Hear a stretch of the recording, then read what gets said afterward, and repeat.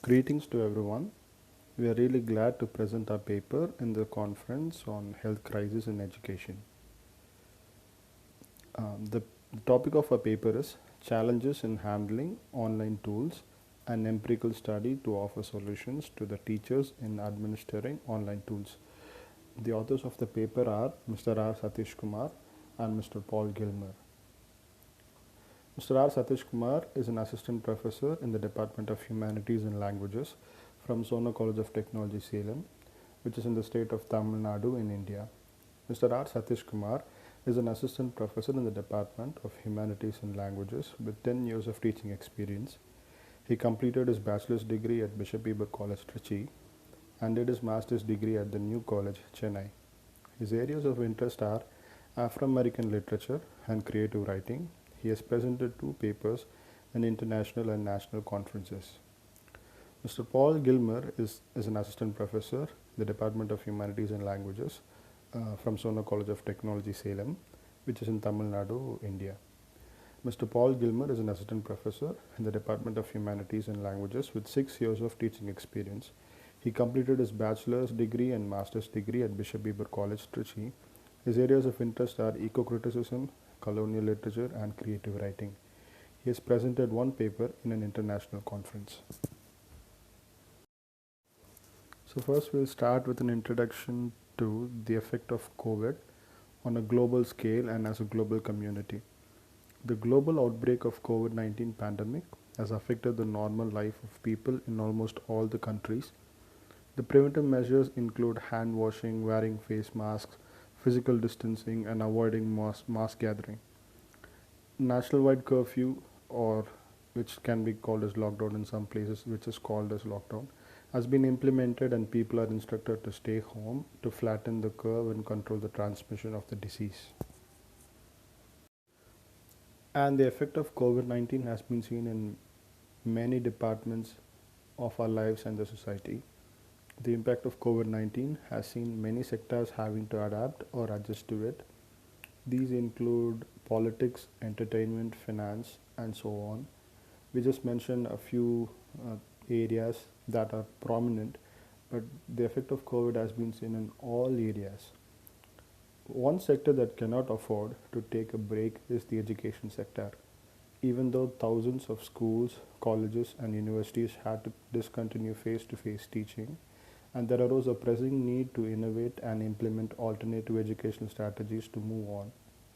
The COVID-19 pandemic has thus provided us with an opportunity to explore digital learning. COVID-19 has given us the opportunity to explore digital learning, such is the necessity and such is the need, so that we need to take up an alternative mode of teaching. The present study highlights the merits and demerits of online teaching infrastructure, the limited exposure of teachers to online teaching methodologies, non-conducive environment of learning at home, and effective assessment strategies. This paper evaluates the impact of the COVID-19 pandemic on teaching and learning process and explores the opportunities of online education during the pandemic.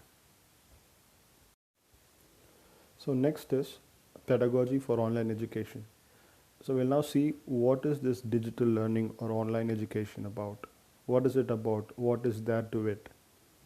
Online education has become the solution for this unprecedented pandemic, even though it has posed a lot of challenges to the teachers and the students. It is entirely a new experience for both the teachers and the students who have transited from face-to-face teaching learning process to online teaching learning process. E-learning tools have played a crucial role during this pandemic, helping colleges to facilitate student learning during the lockdown. Yes, we have a necessity, but it is a new thing, and therefore there are challenges in that. There are things that are not conducive to both the teachers and the students. And more about this digital learning is different age group of students require different approaches to online learning. Online learning has given a great freedom to the physically challenged students to participate in the virtual environment, which requires limited movement of the students. Many students have undergone psychological and emotional distress that has led to poor academic performance. Some of the online platforms used so far include Microsoft Teams, Google Classroom, and Blackboard, which allows the teachers to create course content using Word, PDF, PPT, audio, videos, and so on. Yes, so these are the few things that we see under the pedagogy for online education. There are pros and cons where physically challenged people who would find it difficult to be present physically in a classroom can find online teaching or digital teaching easy and conducive for them, whereas students who are accustomed to the face-to-face communication can face difficulties transiting to this. And students can, since they are at home and they don't have the freedom of going outside, which they will usually do when they go to a physical school or a college, since they are at home, they would feel the psychological stress, and that could affect on, or that could impact on their academic performance. So these are the things that we've seen. Now we look at challenges in teaching and learning. When we do something new that is not familiar to us, or when we do something that is new to us, we obviously would encounter problems. There will be difficulties and there will be challenges. So let us look at the challenges that we generally face when we do this digital learning or online teaching. There are some technical glitches that are faced by both the teachers and the students while using the online education tools. Some of the challenges are summarized below. Even in the 21st century, many countries have issues with internet connection and access to digital devices. In India, especially, the economically backward children are unable to afford online learning devices such as smartphones and laptops. So, online teaching is being carried out in all over the world. Is been carried out all over the world. So we have different levels of countries, like second world countries and third world countries. So in third world countries in Asia and Africa and South America, families that are economically poor, they can't afford these online classes because the online classes has to be carried out in a gadget or a smartphone or a laptop, for which these families can't afford it to buy it to their children. Self-motivated students and students with stable financial background are unaffected in their learning, as they need no supervision and guidance, whereas the vulnerable group of students who are slow in learning face a lot of difficulties. This would again match well with these second world and third world countries, where the parents have to go for work, or they have to work and not concentrate and not spend time with their children. So these students, they are left behind, um, so to speak, because they don't have the attention that the other set of students have. So they fall back behind and they lag in progress. So these are the few challenges. And a few more challenges are that students' assessments are carried out online. Many educational institutions do not have proper facilities to check malpractices, mainly due to a huge student population. Online video classes consume more data packages. The data package is comparatively high against average income of farming community, and this is one of the most biggest challenges that staff or faculty face on a day-to-day basis, because the students have a minimum of 5 classes on per day, and each class has a duration of a minimum duration of 40 minutes. So students should consume data, and and it's practically not possible for students to afford for packages that has got more data or unlimited data in countries, in third world countries, and for students who are coming from economically poor background. So this is one of the biggest challenges that both a faculty and a student has to face when they have to do online teaching. Though pre-recorded videos could address this issue, it would restrict interactions with the students and peers. It is difficult to design a proper system to fit the learning needs and convenience of all the students. So these are the challenges that a few challenges that is faced when digital learning and online teaching is carried out. For us to validate the points that we've said in this paper and to know the practical truth regarding digital learning, we did a survey, and we'll tell you what were the criteria of the survey, what the survey was about. The challenges faced by the teachers who have been conducting online classes for the past 1.5 years were considered for the study. 30 teachers were identified and they were given a questionnaire containing 15 questions. The objective of the questions is to examine the challenges faced by the teachers and the approaches they adopted to solve the issues. The faculty members who participated in the study include both engineering faculty who already have the required technical expertise and non-technical faculty members from science and humanities departments. These faculty members are given the survey web link using Google Forms tool, which allow them to easily and comfortably complete the questionnaire. All the faculty members were informed of the purpose of the study and the importance of their participation in taking the survey. The concerns and doubts of faculty members are also explained and resolved. The estimated time to complete the questionnaire is around 15 minutes. So we did a survey and we gave questionnaires to faculty members, and this is what the survey was about. We couldn't give you all the questions that we asked in the questionnaire for time reasons, so we're just giving you a few samples of it. Here are a few questions asked in the questionnaire for the survey. To what extent do you consider that the measures taken by your college during COVID-19 pandemic to ensure the continuity of the online educational process were sufficient and effective? So the options were to a very large extent, to a large extent, to a small extent, to a very small extent, totally inefficient, and no option. This was the first question that we asked regarding how effective was that, or how your institution, what efforts did it do to continue the teaching process in spite or amidst this lockdown or curfew. Okay, the next question that we asked was, what do you think about combining traditional, that is face to face education, with online education?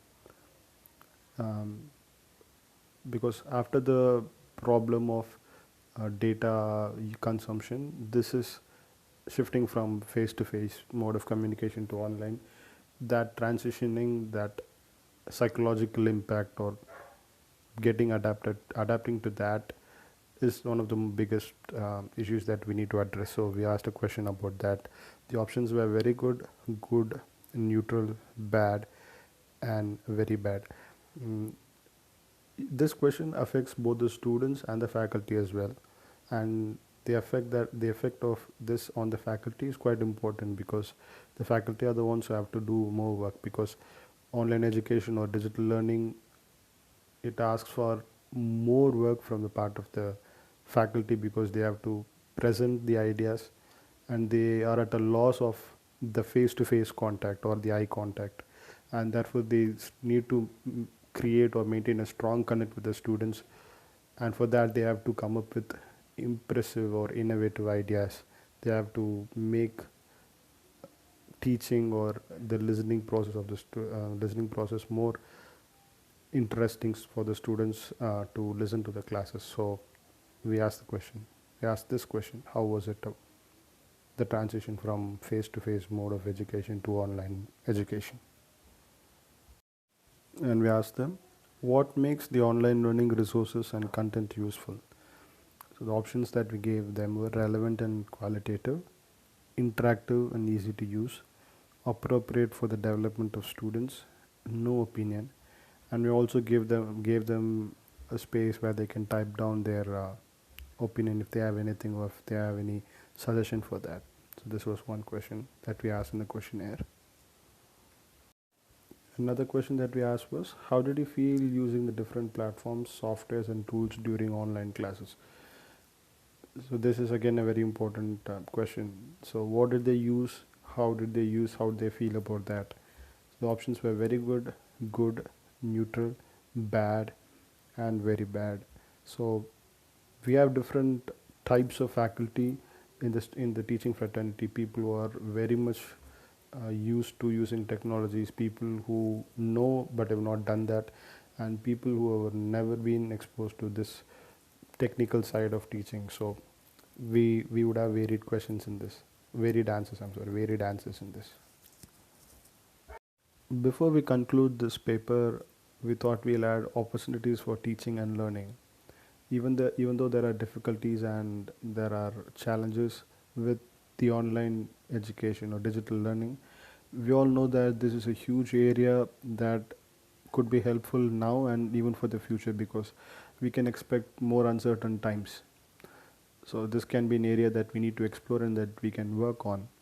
So even though there have been some challenges for teachers, educational institutions, and the government regarding online education, there are several opportunities created owing to the COVID-19 pandemic.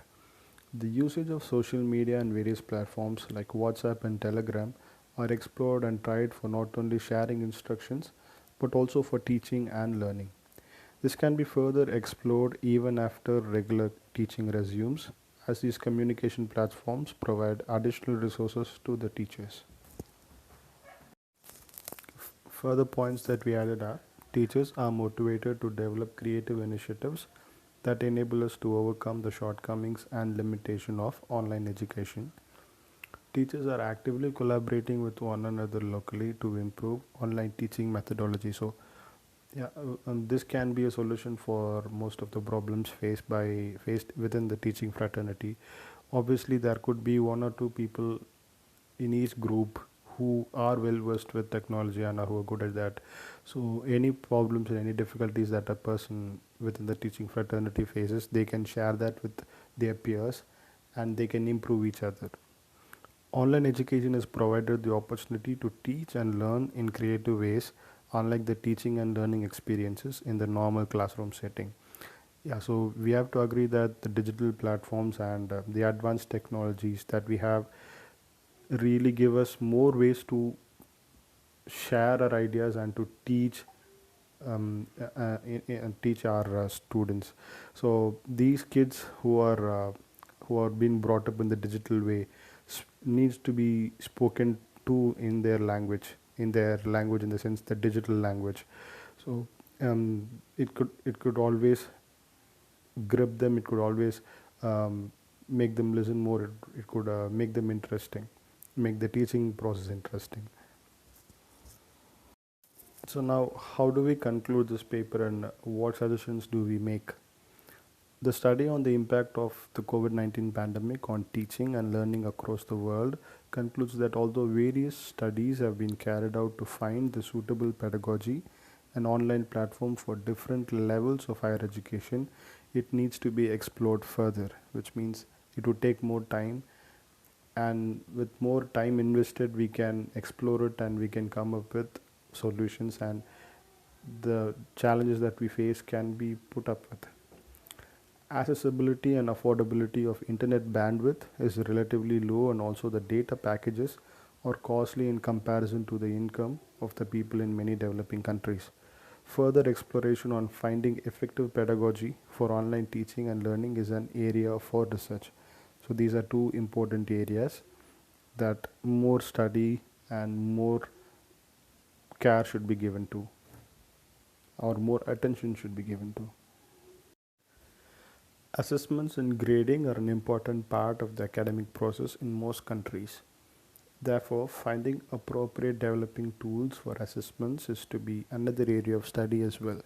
So we can all agree that this is an important point, because most countries we have assessments and grading to measure the progress of a student.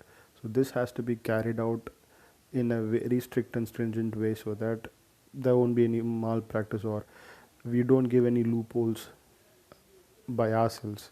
So this is another area of study as well. Making online teaching creative and interactive through user-friendly tools is another area of research that needs development. These kind of studies would prepare the education system for such uncertainties in the future. So this is how we conclude our paper. And these are the references that we used in this process of writing this research paper.